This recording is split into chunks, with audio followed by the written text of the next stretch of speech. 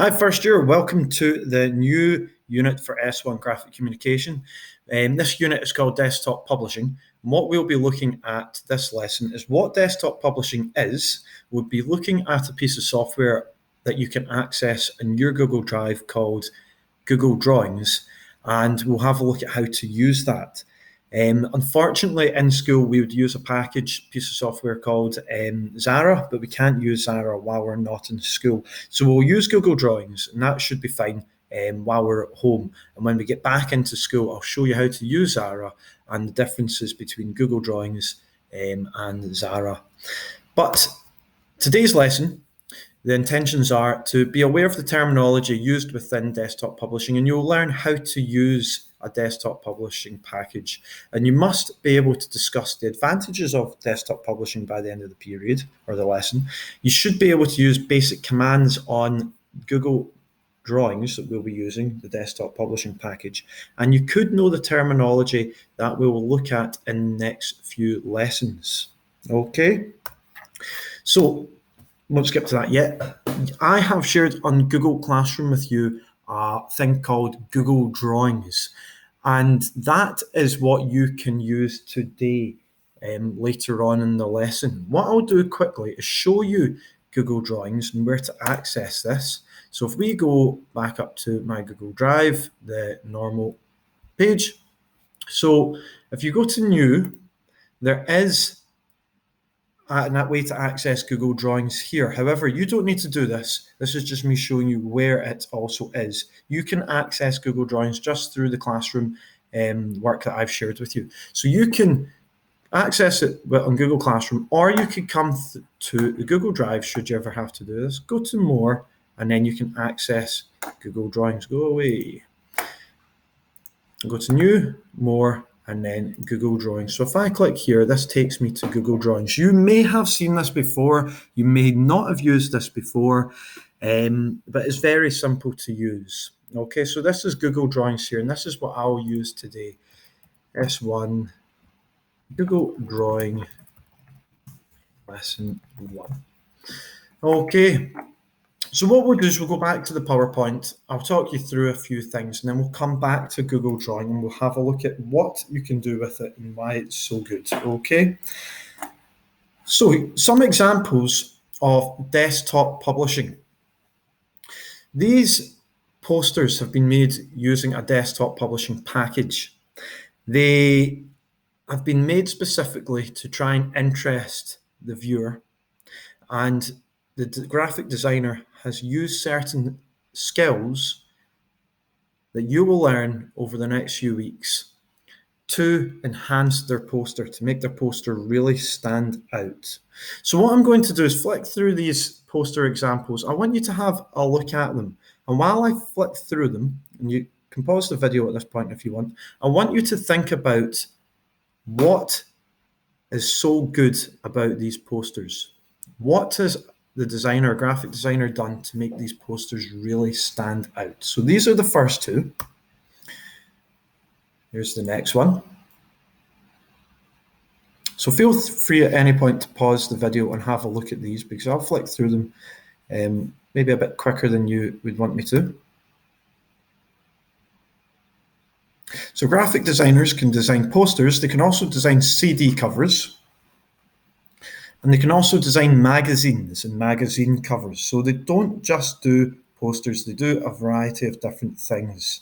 Lots of advertising, things for big companies, logos, and there's plenty of things that graphic designers can do when using a desktop publishing package. So there we go. Those are examples. I want you to think about what's so good about these posters or magazine covers or CD covers. So pause the video here and have a think about that. So by now you will have thought about the different examples. So what do you think is so good about them? What is so good about these posters is that the designer has used they've used lots of different skills, but there's 4 main skills that we'll be looking at. Okay, and I'll come on to that in just a second. These skills are Or contrast, repetition, alignment, and proximity. And you're probably thinking what all of these are. You've definitely heard of some of the terminology used here. You will have heard of contrast before. We've used contrast in the color theory units that we looked at previously. Contrasting colors. Think back to what contrast actually means. It's colors that are opposite on their color wheel. They stand out against each other. So if we go back and have a look at the examples, where has contrast been used? It's been used here in these posters, in particular the Batman, the Dark Knight poster. What is contrasting here? Think about the colors. You have the Batman logo on fire on the building, which is orange, whereas the rest of the poster is blue. Think about Iron Brew, the Iron Brew can. It's contrasting colors, blue and orange. So what the graphic designer here has done is they have made the Batman logo stand out, so it's orange. So if anyone's walking past the cinema, driving a car, and they see the poster, they'll see the first thing they'll see is the Batman logo, and their eyes will go to that, so they'll know it's to do with Batman. Whereas the rest of the poster is blue, which helps enhance that logo. This example here, Adidas, they have used a black background and they've used bright colours to help the logo stand out so that you know it's Adidas. It's a simple poster, it just says, can you feel it? But you know it's Adidas and it's to do with their brand. Just very simple using colours again, using contrast. But contrast can also be different things. It can be colour, it can be font, contrasting fonts. And we'll look at that more throughout this unit over the next few coming weeks. So our next piece of terminology was repetition. And where can repetition be used? Repetition can be used, if we look at this example, the Vogue magazine cover of Kate Moss. Repetition can be used through colours. It can be used through fonts. Look at this font, Kate Moss and Vintage Bowie. It's the same font that's used throughout the magazine cover. Okay, so that's repetition. It's the same colours, oranges, and then you have blues for the titles that you want to stand out. So that's repetition. You can also have repetition through lots of different things. As I've mentioned, font, you have colour. If you're making a big, magazine, for example, you can have repetition throughout the magazine. If you have a menu, you can have repetition throughout the menu as well. You can have layout repetition. So if you look to the top right of every page, there's a picture there that's constantly repetitive. And this helps the viewer. This helps things to stand out and to remind the viewer perhaps of what the menu's about, or something that you really want to enhance and stand out for the viewer. Okay, so that's why repetition is good. We also have alignment. Why is alignment good? Alignment is excellent. So if we go back to the Dark Knight poster, I'll show you this. Alignment's good here because everything's aligned right down the middle of the poster. If you imagine there was an imaginary line going down the poster here, everything's in the middle. You have the building in the middle, you have the Batman symbol in the middle, you have Batman himself in the middle, you have the writing either side of the middle, same up here. The writing has been aligned to the middle. So has this here, the Dark Knight, July the 18th. It's all aligned to the middle, okay? Which makes the poster look neater, whereas if everything was jumbled about, it looked horrendous. This is another good example. It's a CD cover. I've never listened to this CD. I have no idea about it at all, but look at this. Again, the alignment's in the middle. If you imagine an imaginary line going down the middle of the CD cover, you have Future, Stylish Records, Volume 1, right in the middle. It's aligned to the middle. Again, the background is aligned to the middle. All of these shapes, all the triangles are aligned to the middle. But what you'll also notice is other alignment within the graphics. You have the S here starting just next to the U, the faraway line of the U, and this S here just next to the faraway line of the R. These two letters are the letters in from either side, second letter in from either side of the title future. Okay? This is where alignment is really, really useful, and it makes things look smart and stand out. Where else do you think alignment is on this page? Have a look. You can pause me and have a think before I tell you. Another piece of alignment is right here, the F edge up to the top of that triangle, the E up to the top of that triangle. And what this does, you don't realize it, but it looks better on the eye. It's not as clunky, it's not as messy. It makes things look really neat and stand out. And that's what you want to do as a graphic designer. You want things to stand out and look good. And that's why desktop publishing is excellent, because it helps you with this sort of thing. These triangles, they're in alignment with each other. Okay, so let's go back and look at the last desktop publishing piece of terminology, and it's proximity. Proximity is good. I haven't looked at this Coke poster yet, because the graphic designers used a desktop publishing package to make the Coke bottles themselves stand out. They've put the Coke bottles in the middle. Proximity is to do with how close things are. If you have things really close together, it's hard to read, okay? There's quite a lot here. It's okay, you can see it stands out, but you can't see this down here. It's all too close together and it's hard to read. You'd have to come really close to see all this. And the designer of the Coke poster, they wanted Coke to stand out. So they've put the Coke bottles in the middle of the poster, because that's where you tend to look, in the middle. And they've got them reasonably close together so that you can see Coke, Coke. Okay. Proximity. They've got these words, future, Stylish Records, the same proximity away from these words here. Okay, that gap there is the same as that gap. And that repetition of proximity is good as well for the user. It's what you want to see. It's neat, it's tidy, and it's not going to irritate you. Whereas magazine covers can be a bit more clunky and all over the place. But again, there is good proximity. Okay. Music on the road with, and then everything down here. Then there's a big gap. Fashion. So fashion, when they're talking about fashion, it's very far away from music.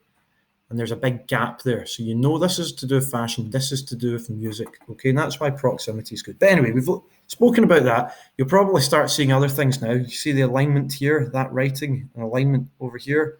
It's an alignment with the lips.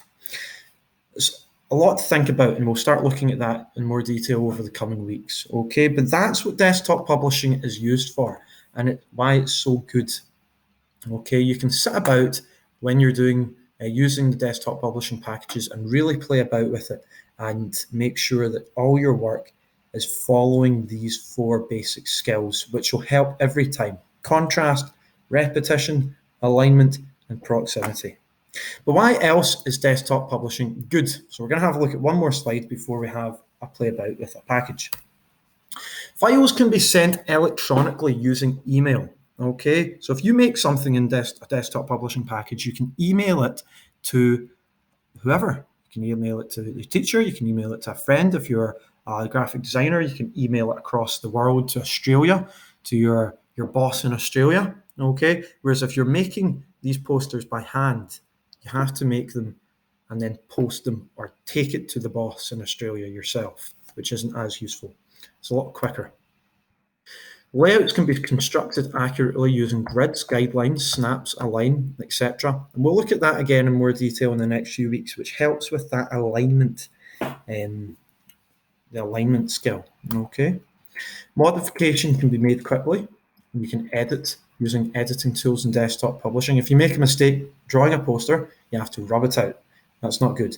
Whereas if you use a DTP package, desktop publishing package, you can edit very quickly and simply. Also, the time it takes to design and publish the document is reduced greatly. Making a poster by hand, very time consuming. If you do it in a DTP package and you're good at the DTP package, it'll take you much less time to design it and make it. Okay. The other good thing about it is that you can then make multiple copies of the same poster. Whereas if you made a poster, you might have to do it again or go to a printer and scan and print, scan and print. Whereas you can just quickly make loads of copies of your document very quickly on a desktop publishing package. And the last advantage is text and graphics can be imported electronically from all around the world. You can take text and graphics from wherever you are in the world, and you can work on your work from wherever you are in the world. Anyway, you can stop here, take a break if you want, and we'll then have a look at the desktop publishing package just now. So you can open the one that I've shared with you in Google Classroom underneath this PowerPoint. However, I'm going to open up this file here that I opened earlier. Here are some examples of things that I've made with the second years, by the way. You can make graphics like this, English CDT for craft design technology. Okay. But what I want to do is just show you a few things. This package, like most packages, has these tabs here, File, Edit, View, Insert. Okay, and we'll look at these in more detail over the next few weeks. You have the usual things here, and then you have Line, Shape, Text Box, Insert Image. We're going to have a look at these today. These are the main things that we want to look at. Okay, so you have Line. If you click down on the tab, it drops down all the different things that you can draw in. Okay, if I'm going to draw a line, and I suggest you try this just now as well, you can click on line, and when you want to draw a line, you have to click once and drag and click again. If you just click once, it does that automatically, and we don't want that, so I'm going to delete it. If you use a command like a line and you want off of it, you can press escape, and that will let you then move it about. Whereas if you don't click escape, you'll end up drawing loads of lines. Okay, so you want to click escape after you draw a line. So I'll do that again, draw a line, and then I'm going to press escape, and look what happens. This up here will change, and I'll no longer have this cursor. There you go, pressed escape. Okay, there we go, escape, and it's changed. So now I can move this about. Okay, and I'll do that one more time just to show you. There's a line, press escape, and there we can start moving things about. Okay, and you can move it, edit it like that, start joining the lines up if you wanted, or whatever. Okay, so you can have a play about with this just now for the next minute or two, playing about with lines, and then we'll come back and I'll show you the next stage. Okay, so now that you've had a play about with these lines, I'm just going to fling them all up there. The next thing that we can look at is shapes. Again, if you click on shapes just once, it will give you lots of different shape options. Okay, if you click on some of the shapes, let's click on this one, it'll come in with a color. And what you'll notice up the top here is when you click on a shape, it will change. This ribbon will change. So if I delete it, this ribbon has changed again. Click on a shape, sorry, that's text box shape. I'll bring in that one again. And when I click and drag, this ribbon changes. You can then edit the color of your shape. You can edit the border of your shape. Let's make this blue so it stands out. Okay, you can't see, it's not too great, but if you click here, border weight, you can make it really thick. Okay, and you can start playing about. There's different sorts of dotted lines. Okay, on your shape, you can then write in it. If you double click, you can write hello, and you can edit your font, lobster, you can edit the size. Okay, underline, and you can edit the alignment. So you can play about with this just now as well. But the last thing I want to show you is that if you look at your shape, sometimes the shapes have a wee yellow diamond. If you click on that diamond, what it allows you to do is edit your shape slightly. What I'm going to do is just bring in another one so that you can see exactly what I mean by this shape. I'm going to quickly put it back to what it was. Okay, right, so here we go. If I click that diamond, look at how the shape's changed. It's now a rectangle. Whereas if you drag it all the way over there, it's now this shape. Okay, so you can edit how you want your shape to look. Not all shapes will do that, but certain ones will definitely do that. What about the arrow? The arrow has two. You can make that thinner, or you can make the arrowhead bigger or smaller. Okay, make it super chunky arrow. There you go. So you can play about with that. Again, pause the video, play about with some shapes. You can go back if you want to see anything at all. But play about with it for a couple of minutes. Okay, so the next thing that we can do is add in a text box. And you can add that in here. Click there and you can just write things. I'm going to write hello again here. And this time it's not in a shape. So you can then move your text about. Hello again. You can put it in a shape if you want. You don't need to. It could just simply be there. Again, you can change the font. You can change the font size. Let's make it bigger. Let's make it bold, underlined, italic. Let's change the color of it to blue. Okay. And you can start playing about with that. Okay. The main commands you want to use when you're using the font are just these ones from the font along, and that will allow you to move about. You don't really need to align. You can align, but that just aligns with your text box. So if you just want to move your text, you can just click and drag it about, click off it and it'll move, okay? So rather than having it up here, you want it in the middle. Rather than clicking a line, you can simply just reposition it. And look what it does. It gives you these guidelines. You see these red lines as I'm moving my text box about. That's the alignment tool to support you with where you put it. Okay, that's exactly what that is doing. So now that's more centered with the help of the alignment tool. So play about with this as well just now. And the last thing I'm going to show you today is how to insert an image. So what I'm going to do is click and drag these things up here so they're out of the way. The last thing is insert an image. So if you click on insert image, you can upload from computer. If you've anything saved to your computer, you can search from the web, or you can upload from your Google Drive photos that you've taken, URL, or camera. Again, you can take a picture and put that in right now, should you want to, okay? But I'm going to just search the web. So I'll click search the web. What do I want to Google? Don't know, cake. I like cake. Let's put cake. Loads of pictures of cake. I'm just going to take the first image, click on that. You can click insert, and it says creating image, and you can bring this image in. Again, this ribbon has changed, okay? So the cake ribbon has changed. See those red lines for alignments? They're going mental. Anyway, I can then change things. You can mask image, you can crop image. So say you want to get rid of the plate, you can go like that, and that. Okay, and that makes the image smaller.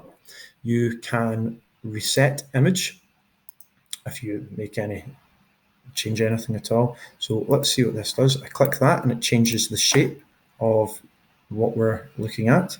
So mask image, what else? You can put it inside this weird arrow shape. Okay, so you can change the shape of the image. You can replace image should you want to. Or you can click format options. This is very different format options. Size and rotation. If you wanted to change the size of the image, you can.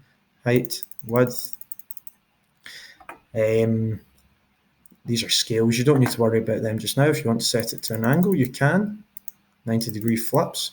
Okay. You have flip that way, flip that way. Okay. Now remember, at any point in this video, you can pause it, go back, look again, should you want to do that. Position, top, left, center. It doesn't really do much position. It's if you're doing bigger documents, that's useful position. Recolor, no recolor. You can color, edit it, make it look fancy like it's going on a TikTok video or Instagram page. Be nice. No color. I like the original color. So that's recolor. Adjustments, should you want to adjust it, make it more transparent. Ghost cake. Brightness, super bright, super dark, okay? So you can play about with the brightness of your cake. Contrast, there you go. Okay, so if you bring in an image, you can play about with these adjustments. Drop shadow, What drop shadow is, this is something that I will need to explain. Okay, so with drop shadow, if you click drop shadow, you don't see much changing, but there is a shadow coming underneath the picture. I'm going to click distance. And what that does is make the shadow stand out. You can change the color of your shadow, should you want to. So it's a blue shadow now. Transparency, very dark or very light. What color is a greenhouse? It's not green, it's transparent. Okay, so that's what transparency is. It's like glasses. If you make it very transparent, it's very see-through. If it's not transparent, it's very dark. Okay, so you can make your shadow dark or not dark. You can angle your shadow. I'm going to put it down the bottom left here, like that. And the blur radius makes it very blurred or very not blurred. Okay, so that's drop shadow. And reflection, this is the last thing I'll show you today, makes a reflection down the bottom. Okay, so distance, you can have it far away. You can have it very transparent again, or not. And you can change the size of it. Do you want to see more cake down the bottom? Make it a bigger size. Don't want to see much cake? Make it a smaller size. Okay, so these are different things that you can play about with. And this is the sort of program that graphic designers will use for CD covers, for magazine covers, for whatever it is, to put images, text, fancy writing onto these documents. And we will be looking at that in more detail over the next few weeks. But all I want you to do today is have a play about with this. Learn about these different tabs that I've shown you, all the different things. So if I click off of it, line, shape, text box, insert image. That's all I want you to do today. Have a play about with them and get used to them. And remember, you can pause the video, go back and look at anything I've done, bring in images, put text boxes in, put shapes in, and just get to know it. Okay, and remember, you should only be spending about 40-45 minutes on this lesson to play about with it. Any questions, please do ask me. And as I said, in the next few weeks, we'll be having a look at this in more detail. And I hope you enjoyed this wee introduction today. Hope you're all safe. Hope you're well. And speak to you soon. Bye-bye.